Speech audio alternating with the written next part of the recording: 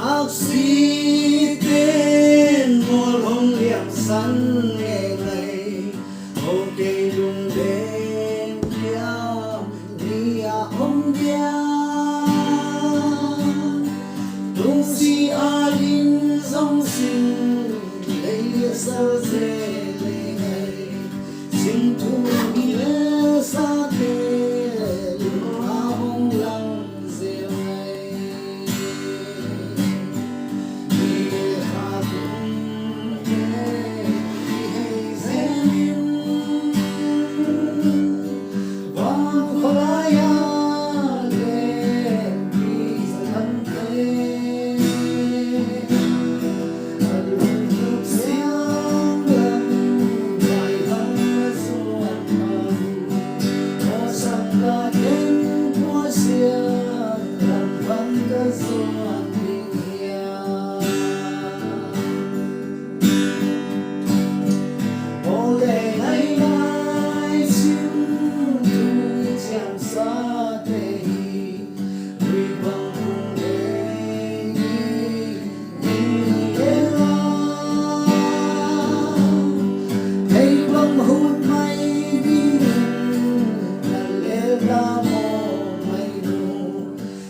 do như thấy cái nụ để ông tôi